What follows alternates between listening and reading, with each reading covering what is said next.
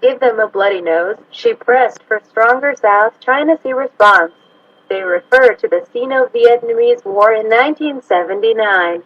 China's leadership is resisting pressure from elements within the military for a more forceful response to an international court ruling against Beijing's claims in the South China Sea, Vietnam's East Sea. Sources said, wary of provoking a clash with the United States. China refused to participate in the case overseen by the Permanent Court of Arbitration in The Hague. It denounced the emphatic July 12 ruling in favor of the Philippines as a farce that had no legal basis and part of an anti-China plot cooked up in Washington. The ruling has been followed in China by a wave of nationalist sentiment, scattered protests, and strongly worded editorials in state media. So far, Beijing has not shown any sign of wanting to take stronger action. Instead, it has called for a peaceful resolution through talks at the same time as promising to defend Chinese territory. But some elements within China's increasingly confident military are pushing for a stronger, potentially armed response aimed at the United States and its regional allies.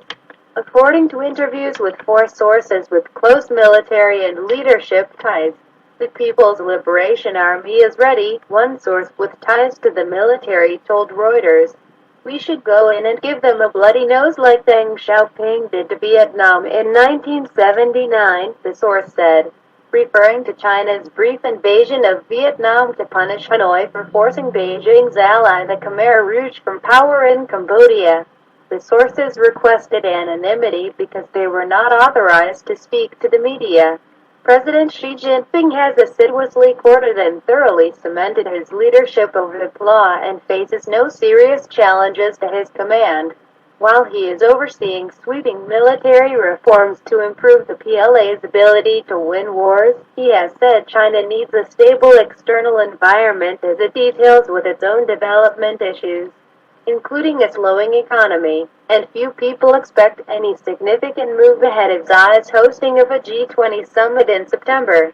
But the hardened response to the Hague ruling from some elements of the military increases the risk that any provocative or inadvertent incidents in the South China Sea could escalate into a more serious clash. Military hardened. Another source with ties to the leadership described the mood in the PLA as hawkish. The United States will do what it has to do. We will do what we have to do, the source said. The entire military side has been hardened. It was a huge loss to face, he said, declining further comment.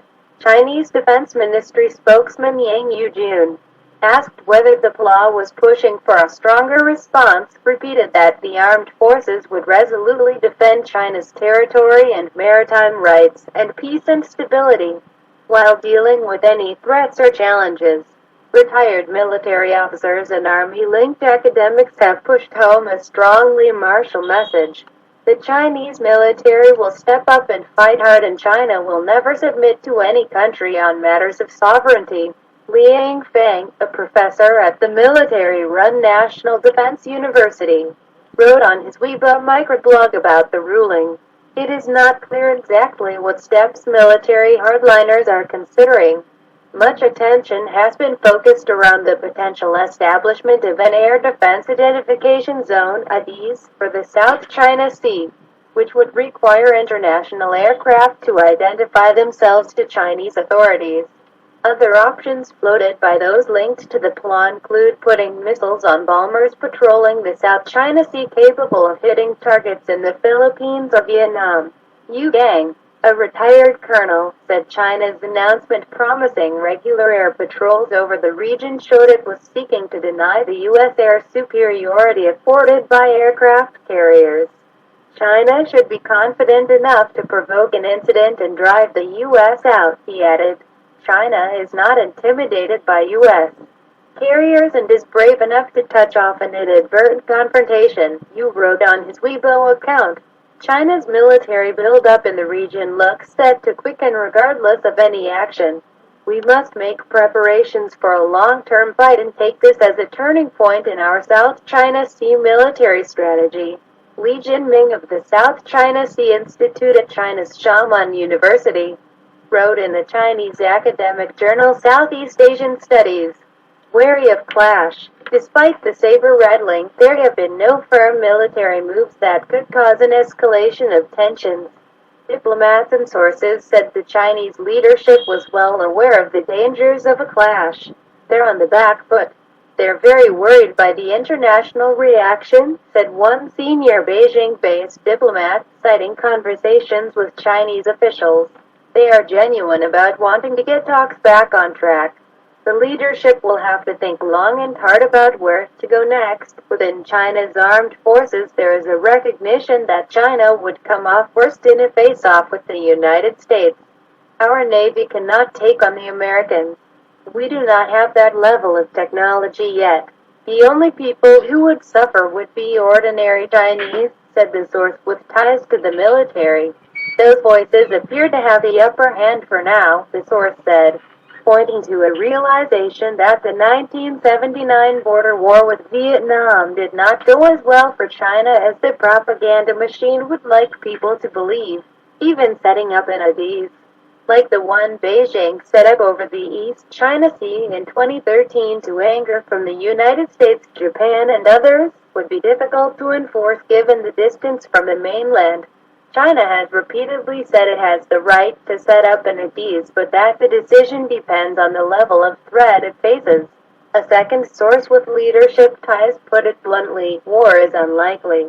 But we will continue to conduct military exercises, the source said. We expect U.S. naval vessels to continue to come, and miscalculation cannot be ruled out. Foreign Minister Wang Yi has stressed the importance of dialogue, saying it now was the time to return things to the right track and to turn the page on the ruling. The United States has responded positively to these overtures, sending U.S. National Security Advisor Susan Rice to China this week with a call for calm. Washington is also using quiet diplomacy to persuade other regional players not to move aggressively to capitalize on the ruling. China has been angered by U.S. freedom of navigation patrols in the South China Sea, but its forces have responded only by shadowing U.S. vessels and warning them, showing China's unwillingness to go to the U.S. military unnecessarily, according to Western and Asian diplomats. China is also wary of any incident overshadowing the G20 summit in Hangzhou in September. The highlight of this year's diplomatic calendar for Xi, when he will be host to the leaders of most of the world's economically most powerful countries, the sources said. The Beijing-based diplomat said it was more likely China would choose the period between the end of the G20 and the U.S. presidential election in November to make any move. But that is a misjudgment if China thinks the United States will just sit back and do nothing, the diplomat said.